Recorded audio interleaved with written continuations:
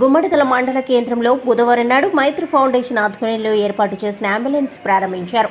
ఈ సందర్భంగా ఏర్పాటు చేసిన సమావేశంలో మైత్రి ఫౌండేషన్ చైర్మన్ ఉదయ్ కుమార్ మాట్లాడుతూ ఫౌండేషన్ ఆధ్వర్యంలో ఇప్పటివరకు ఎన్నో సేవా కార్యక్రమాలు చేపట్టామని ముందు కూడా మరిన్ని సేవలు చేసేందుకు మా మైత్రి ఫౌండేషన్ సిద్ధంగా ఉందన్నారు. జెడ్పీటీసీ కుమార్ గౌడ్ మాట్లాడుతూ గుమ్మడిదల మండలానికి నూతనంగా అంబులెన్స్ ఏర్పాటు చేసిన మైత్రి ఫౌండేషన్ సభ్యులను ఆయన అభినందించారు. గుమ్మడిదల, దోమడుగు, బొంతపల్లి, అన్నారం గ్రామాలు నేషనల్ హైవే రోడ్డు ఉండడంతో ఇక్కడ తరచూ ప్రమాదాలు సంభవిస్తున్నాయి. అలాంటప్పుడు వారిని వెంటనే హాస్పిటల్ తీసుకుపోవడానికి, వారి ప్రాణాలను కాపాడడానికి అంబులెన్స్ ఎంతో ఉపయోగపడుతుందని ఆయన అన్నారు. స్థానిక ఎస్ఐ విజయకృష్ణ మాట్లాడుతూ మండలానికి అంబులెన్స్ అందించిన మైత్రి ఫౌండేషన్ సభ్యులకు కృతజ్ఞతలు తెలిపారు. అనంతరం మహిళా దినోత్సవాన్ని పురస్కరించుకొని మండలంలోని మహిళలను మైత్రి ఫౌండేషన్ తరపున శాలువాతో సత్కరించారు. ఈ కార్యక్రమంలో jail superintendent Shivakumar Goud, high court న్యాయవాది సుభాషిణి, తహసీల్దార్ సుజాత, సర్పంచ్లు చిమ్ముల నరసింహారెడ్డి, శ్రీనివాస్, ఆంజనేయులు, హనుమంత్ రెడ్డి, వివిధ గ్రామాల ఎంపీటీసీలు, ఆశా వర్కర్లు, మహిళా సంఘాల సభ్యులు, Maitri foundation vice president Srikanth Yadav, సభ్యులు సూర్యనారాయణ, నవీన్, సాగర్, శ్రీకాంత్ తదితరులు పాల్గొన్నారు.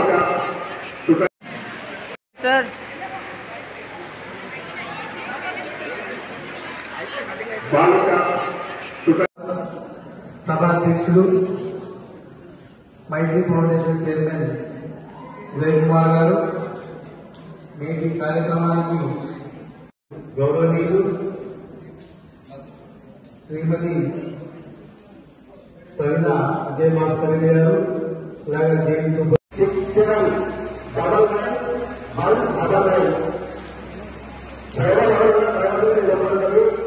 మన పరువు గ్రామాల నుంచి ఏ వరకు పోవలసిన అందుబాటులో వస్తుంది. దయచేసి పాలన చదువు మనకి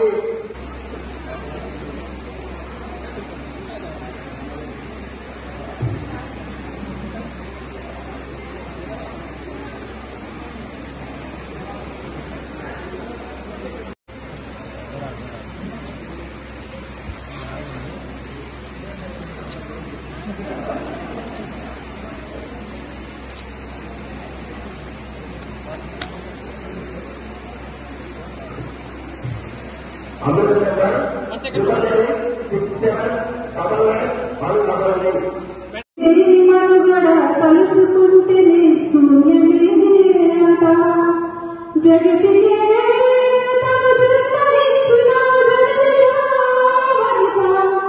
శ్రీదేవి మనుగడ తలుచుకుంటేనే శూన్యమే అంట ప్రకృతి నీవే పరతివి నీవే జగతివి నీవే జన్మకే జన్మైనావే. డాక్టర్ సంజయ్ గారు కూడా మాట్లాడారు. ఈ విషయం మళ్ళీ మన చర్చ నడుస్తుంది. అంటే ఎన్ని దినోత్సవాలు చేసుకున్నా ఏం చేసుకున్నా రాష్ట్రకు మార్పు రావట్లేదు. పోయినసారి కథ మళ్ళీ కథ బోనస్ బస్సులో ఎంతమంది కథ పెడుతుంది. స్టేట్ సర్పంచులు, ఎంపీలు గారు మళ్ళీ ఒకసారి గుర్తు చేస్తున్నా కథ అవసరం. ఆడది మగవాడు ఎప్పుడు సమానం కాదు అని మన వ్యవస్థ చెప్తుంది, రాజ్యాంగం చెప్పట్లేదు. స్టిల్ ఒక గ్రామీణ నుంచి వచ్చిన భార్యాభర్తలు ఉదయంట బస్సులో వస్తున్నప్పుడు వాళ్ళ మధ్యలో ఊళ్ళెక్కినాక కండక్టర్ టికెట్ ఇవ్వాలంటే పెద్ద కండక్టర్ సార్ మాకు 2 టికెట్లు ఇవ్వండి అంటే కండక్టర్ చెప్తాడు ఆ ₹10 ₹20 అని చెప్పాడు. అప్పుడు ఆ ముసలాయన అంటాడు, నాకు ₹10, నా భార్య ₹10 అడుగుతాడు. అదే బస్సులో అంతా గల్లు నవ్వుతాడు. ఏ రేటు ఇచ్చేవాడు బస్సులో టికెట్ ఇద్దరికి సేమ్ రేట్ ఉంటుంది కదా, ఆమె చిన్నపిల్ల కాదు కదా అని నవ్వుతాడు. నవ్వినాక పెద్ద కోపం కాదు, మెల్లగా అందరి ఇక్కడ చూసి ఒకటే చెప్పింది, లేదు బాబు తప్పనుకోకండి, నిన్న కూలిపోయినాము, నేను నా పిల్లము సాయంత్రము నాకు ₹100 ఇచ్చి 2 కలుసాలు ఇచ్చారు, నా భార్యకు ₹60 ఒక సీట్ ఇచ్చారు.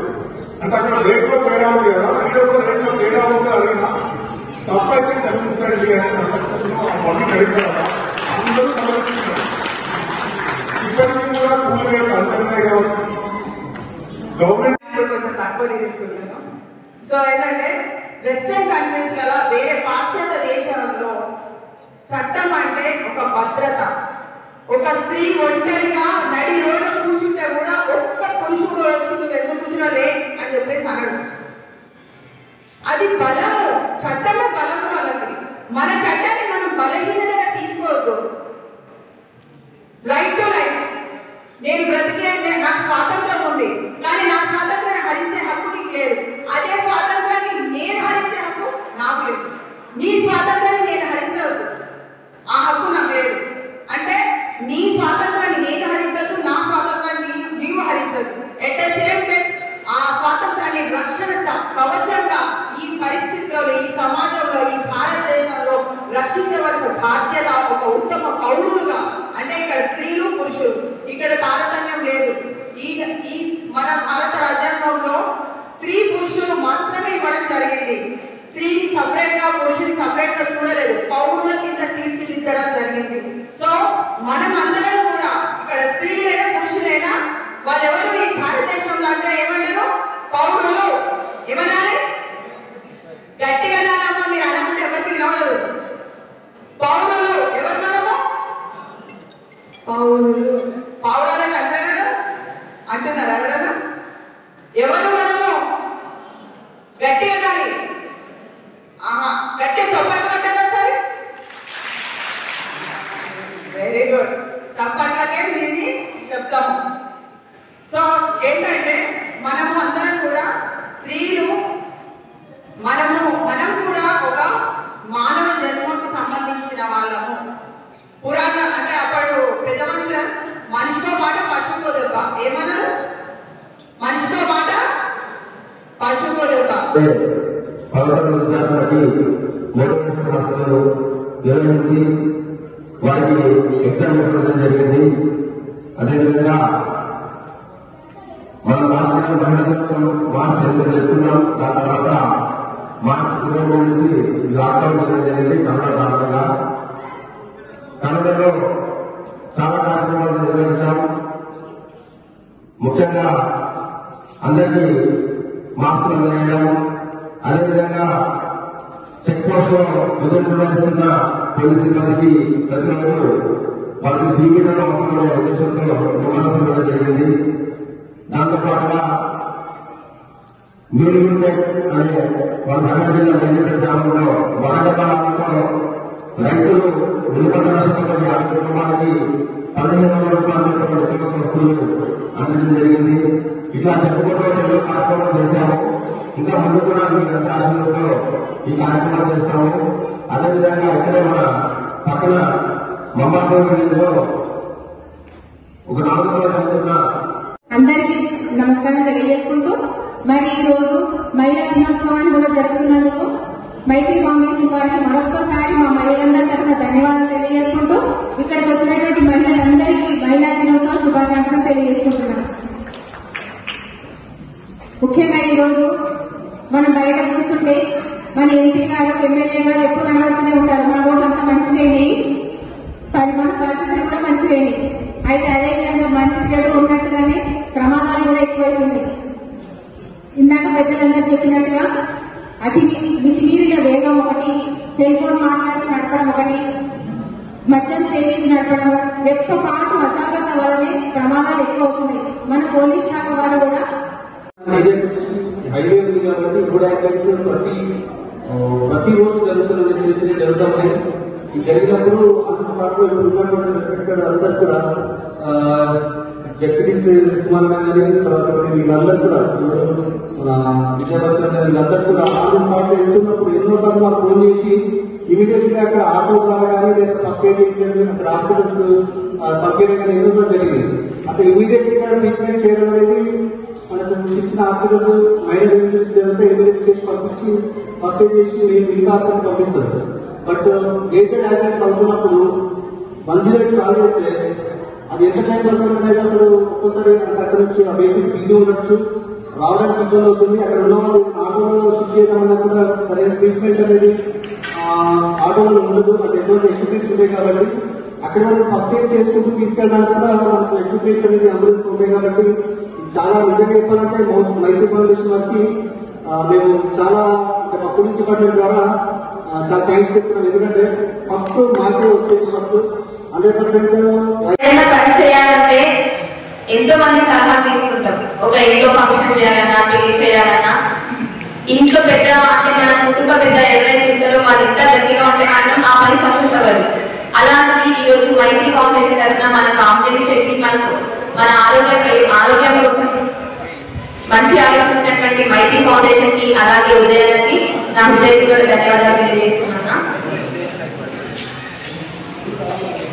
తల్లి గర్భములో ఉన్నప్పుడు ఎదుగుతున్నప్పుడు నవమాసాలు నిండుతున్నప్పుడు అమ్మ ఇగరేను గడుపులు నన్నప్పుడు కత్తి మీద తాము తీసినట్టుగా కొండ తలపులు అమ్మ దిద్దుకుంటూ జన్మనిచ్చి కొత్త లోకాన్ని చూపెట్టి సచ్చిన శోములే సొమ్మసిల్లునమ్మా. అమ్మంటే ఎంత గొప్పదో బ్రహ్మకైనా వర్ణించవచ్చునా. ఎన్ని జన్మలున్న కౌలుకముతో అమ్మ ప్రేమను రాసిన కలుపునా. కొద్దు కొద్దుల వేచి నీ నామము తలచి నిన్ను పూజించిన నీరము తీరునా అమ్మా. కమ్మనైన అమ్మ పాట వింటే ఎంత మధురమో మనసుకు కాదు మరువతరము. పచ్చి బాలికై వెచ్చాలు నింపుతూ వల్లోపులు ఉన్న ఓచుకోని అమ్మ కక్కి ఎడిన పచ్చి గుడ్డాలు పిండేసి సాతుల్లో మోలు సపోరేరుకును. రత్నమా మెత్తె ముత్యమా నా బంగారు తండ్రి అంటది. పడుకున్నా లేక కూర్చున్నా రామ పండువే కాపల ఉంటది. చందమామ చూపి గోరు ముద్దలు పెట్టి చోడవాడి అమ్మ పండుగ పెడతది అమ్మా. కమ్మనైన అమ్మ పాట వింటే ఇంత మధురమో మనసుకు కాదు మరువతరము. తప్పటడుగులు వేస్తూ ఉన్నప్పుడు అడుగు తప్పిన కింద పడ్డప్పుడు అది చూసి అమ్మ విరవిరవచ్చి దెబ్బ తాకినా నీ ఒళ్ళంతా చూస్తుంది. ఆస్తి పాత్రేని ఉన్నా నీకున్నా లెక్కలేనని ఉన్నా కన్న కడుపే మీద నిద్రలుంటది. కడుపు తీపే ఆస్తి పాత్రలుంటది. జరమొచ్చి ఒళ్ళు కాలితే అమ్మ గుండె నిండా బాధ ఉంటది. ఓ దేవుడా నా కొడుకును కాపాడని వేడుకుంటది. కొడుకు లేచిన ఆడినప్పుడే అమ్మ కోటి దీపాలు వెలుగును అమ్మా. కమ్మనైన అమ్మ పాట వింటే ఎంత మధురమో మనసుకు కాదు మరువతరము. కారణం మద్యపానం కానీ అదేవిధంగా మరి సెల్ ఫోన్ కానీ ముఖ్యమైన కారణం ఏంటంటే సెల్ ఫోన్ అనొచ్చు. ఎందుకంటే డ్రైవర్ మనం అంబులెన్స్ ప్రారంభించాం కానీ దాని గిరాకీ రావడానికి ఒక్కట. కొంతమంది డాక్టర్లు ఏం చెప్తారు, రోజు పొద్దున్న లేచి ఊళ్ళో రోగాలు ఎక్కుంటే మా గిరాకీ ఎక్కువ చెప్తారు. కానీ ఈ అంబులెన్స్ అట్లా కాదు, మా గిరాకీ రావద్దు అని అనేటట్టే ఉండాలి. కాబట్టి నేనేమంటానంటే